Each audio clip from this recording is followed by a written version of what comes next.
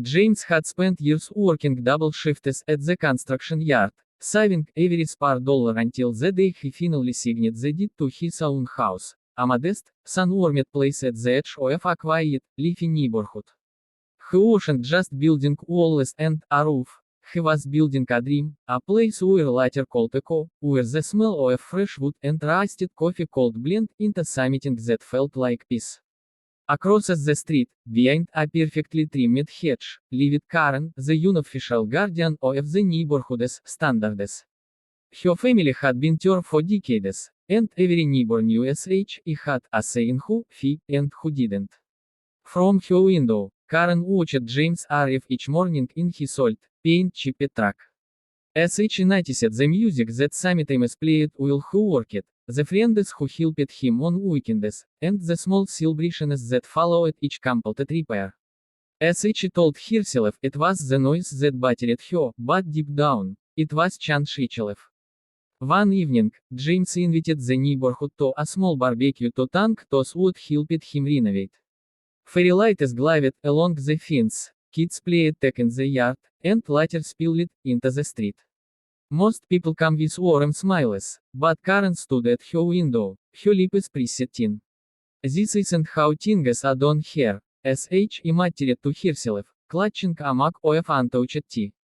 When the trash bins overflowed after the party, Karen took a picture and sent it to the neighborhood group chat, adding, "We need to discuss new rules about gatherings." The next morning, James found the message, and for the first time, he felt unwelcome in a place he had paid his soul into. Still, he refused to lose his kindnesses. He sent her a note with a small bucket of garden flowers. "Sorry for any inconvenience, Mom. I'll clean it up right away." Karen didn't reply. She only placed the flowers on her porch and let them wilt. Weeks passed, but the tension lingered like a silent fog. Whenever James waved, Karen pretended not to see.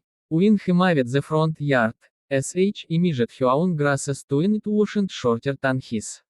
Even small things, a misplaced recycling bin, a parked truck, became invisible battlegrounds.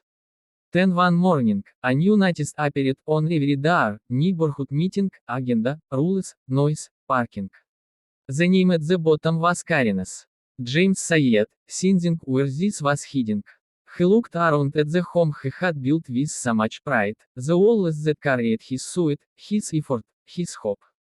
He didn't yet know that the true test of ownership wasn't paying for a house, it was proving you belonged, even when someone tried to make you feel like you didn't. The community hall was full that evening, the smell of coffee and old wood in the air, the soft buzz of murmurs as neighbors found their seats. James sat quietly near the back, still wearing his work jacket, his hands rough and calloused from a day on site. Karen stood at the front, papers neatly stacked, her pearl necklace shining under the fluorescent lights. "Thank you all for coming," she began, her voice crisp and controlled. "We need to talk about the recent activities in our neighborhood.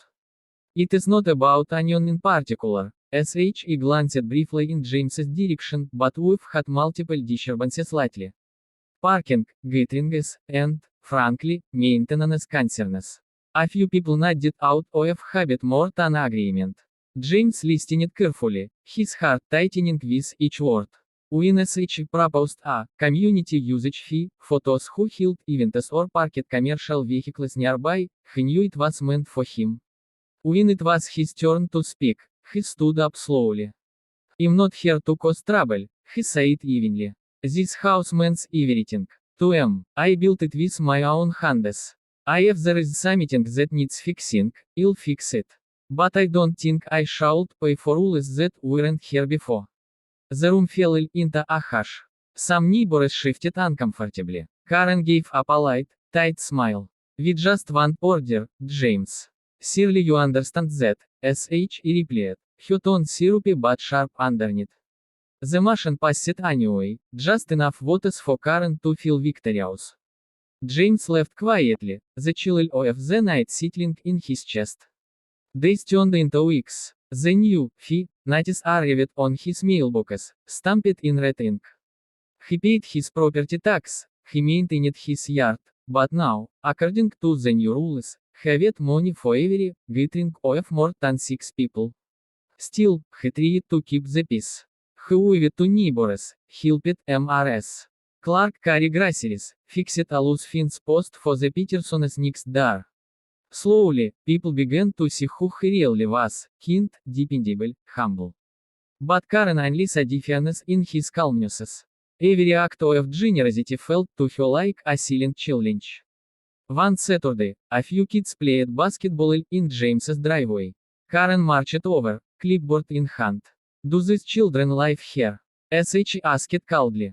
James, wiping sweat from his brow, smiled gently. Dear friends of my nephew. We're just playing. SH raised her phone, took a picture. Then this counts as a gathering. I'll be filling a report. James lied softly, not out of mockery but disbelief. You really want to fin kids for playing ball, mom? Her face hardened. Rules are rules. That night, he sat on his porch, watching the streetlights flicker over the neat lawns and quiet driveways. For the first time, he wondered if hard work and kindness were enough to belong somewhere. But as he looked at his house, the place he built board by board, he realized living wasn't an option. He wasn't going to fight her with anger.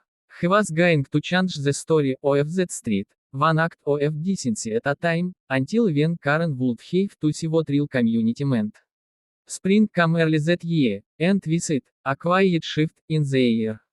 The flowers James had planted along the walkway bloomed in bursts of yellow and violet, softening even the coldest corners of the street. He had kept his promise, no bitternesses, no anger. He greeted every neighbor with the same warmth, helped fix mailboxes after a storm, and even built a small wooden bench by the corner bus stop where the children waited for school. Karen still kept her distance, but the neighborhood was changing around her. The same people who once nodded silently at her meetings were now waving to James, stopping by to ask about his garden or request a small repair. Every weekend, more litter spilled from his yard, not loud parties, just community. A sense of belonging that didn't need permission. It unsettled her. One afternoon, Karen stood at her kitchen window, staring at the sight of half the neighborhood gathered outside James's house, painting fences, fixing gutters, sharing lemonade. He had called it a clean-up day, but it looked more like a celebration. For the first time, her rulebook felt useless. Later that week, the inevitable happened. One of James's new sprinkler heads burst, spraying water across the lawn and straight onto Karen's perfectly kept roses. Within minutes, SH stormed across the street, her shoes squelching in the wet grasses, free in every step. Do you have any idea what you've done? SH snapped. James turned, startled but calm, whipping his hands on his jeans. Karen, I'm so sorry. The pressure valve must. My roses. SH cut him off. Toss a heirloom. Without hesitation, James ran to shut off the main valve. He grabbed a towel from his porch, returned it, and handed it to her gently. Here, let him fix it. I'll replace any plant that is damaged. I didn't mean for this to happen. For the first time, his sincerity caught her off guard. There was no defense in his tone, no hidden sarcasm, just genuine care. SH stood there, speechless, the towel limp in her hands as he crouched to examine the sprinkler line. Something in her chest shifted, small, unfamiliar, uncomfortable. The next morning, SH found her roses standing tall again. James had been out early, replanting and staking them, careful as if they were his own. A small card was left at her gate, did my best to make it right. If anything else needs fixing, just ask, James. Karen didn't know how to react. The old version of her would have complained that he shouldn't have touched her garden. But SH couldn't deny the car had shown. That evening, when SH saw him across the street leading towels into his truck, SH surprised herself. SH lifted her hand, not a full wave, just a hesitant gesture. James smiled back, as if he'd been waiting for that teeny sign all along. Weeks passed. The frost of years melted slowly. Karen began to notice the quiet things, How James helped the elderly couple two doors down repair their porches. How he shoveled snow from everyone's driveway without being asked. How he never spoke ill of anyone, not even her. When winter came, a heavy blizzard blanketed the street. Karen woke to find her car buried and her driveway impassable. As she looked outside, and there he was, bundled in a thick jacket, clearing her path. By the time SH stepped out to thank him, he was already done. He only smiled and said, "Can't have you missing your morning tea, can we?"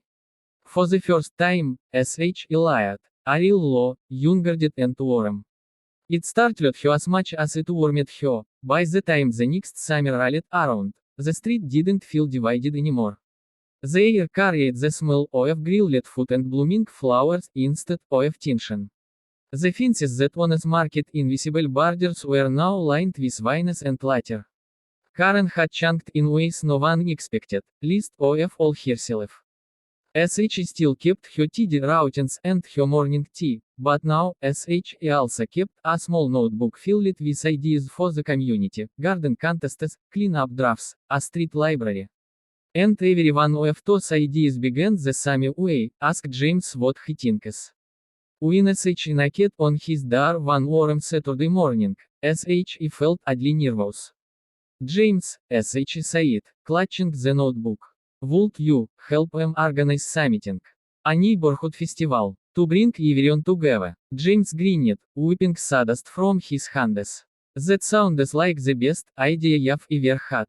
Planning began that very day. The two of them, on bitter opposites, worked side by side for weeks. James built wooden stalls and a small stage from leftover planks. Karen coordinated food, decorations, and volunteers. SH even lied when paint splattered on her own white gloves. Neighbors watched in disbelief and joy. "I have those two can work together," said old Mr. Peterson, onion can. The festival day came bright and clear. Music floated through the air, children danced in the street, and for the first time, Karen stood on that same lawn SH was criticized, not as a judge, but as a host. SH gave a short speech before the crowd gathered. "Some of you remember," SH began, her voice steady but full of emotion, "I wasn't the easiest neighbor. I thought keeping things perfect meant keeping people out. But this man," SH looked at James, who smiled shyly from beside the grill, showed him that community isn't about control. It is about connection. The crowd applauded. James walked up beside her, holding the microphone loosely. "We all build walls," he said. "Some are made of bricks, some of pride. But every wall has a door if we're willing to open it." Later, as the sun dipped low and the lights flickered on, Karen found herself sitting on the bench James had built months ago. The same one SH used to ignore. Children were still lying, couples were dancing, and the sound of soft music drifted through the night. James joined her, handing her a cup of lemonade. "You did good today," he said quietly. SH smiled, gazing at the glowing street. "We did good." There was a long, comfortable silence between them, the kind that only exists when peace replaces pride. For the first time in her life, Karen didn't feel like SH had to guard anything. SH simply felt home. As the evening came to a close, the two of them walked together toward the crowd, later echoing behind them. The house that had once been the center of conflict now stood as a symbol of unity, a reminder that change begins not with power or protest, but with patience and kindness.